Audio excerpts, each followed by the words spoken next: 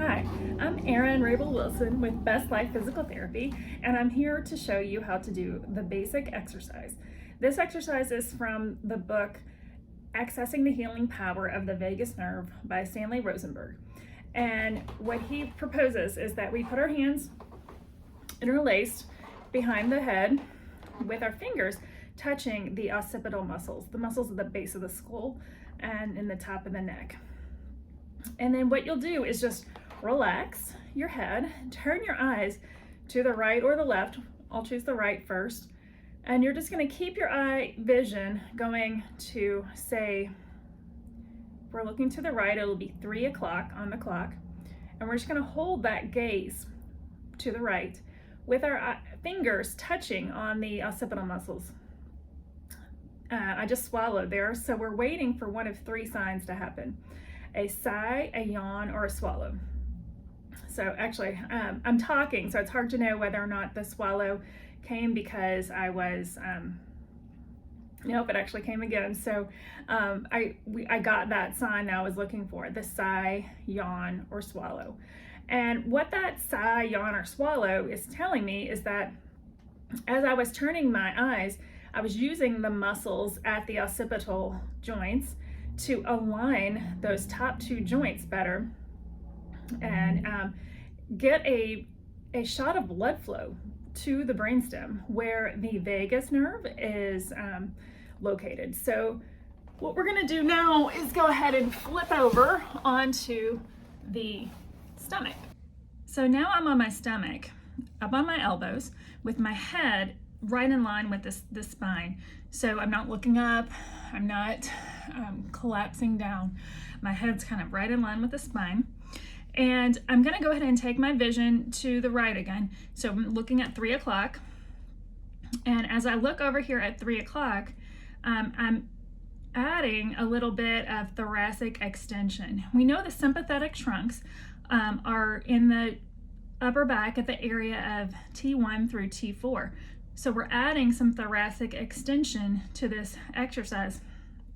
And then I got my swallow. So I'm going to go ahead and I'm going to keep my gaze to the right. And that's at 3 o'clock. But when I'm going to side bend my head to the left. When I side bend my head to the left, my gaze isn't looking at 3 o'clock anymore. Now it's looking at that 1:30 or so. So what you noticed right there with that breath that I just took, it was involuntary. It was a sigh, it was an inhale, and then it was followed by an extra inhale and then an exhale. So I'm going to go ahead and bring my head back to neutral now, and I'm going to go ahead and look to the left. So now I'm looking at 9 o'clock. My head's still in line, the spine, and I'm looking over here at 9 and just waiting for that sigh, yawn, or swallow. The more you do this, the sooner you get the reaction. And you might notice that one side takes a little bit longer. There's my swallow, so then the other. So here, now I'm gonna go ahead and keep my eyes over here at 9, and I'm gonna side bend my neck to the right, and I'll be looking up here at 10:30.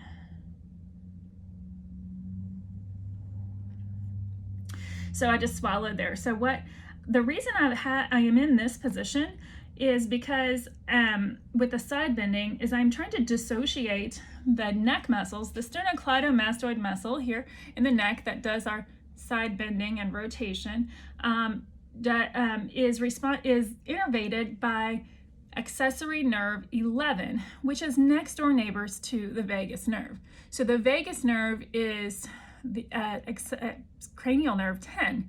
And so cranial nerve 10 and 11, all the cranial nerves that are responsible for social engagement are all next door neighbors to each other in the brainstem. So if we're going to be able to affect one of those, we can affect the vagus nerve. So anything that we can do that is going to affect the nerves around in the face, like gentle stroking to the face, that's another way to kind of calm down and get us into a little bit of a vagus nerve functioning. We want to be in ventral vagus most of the time.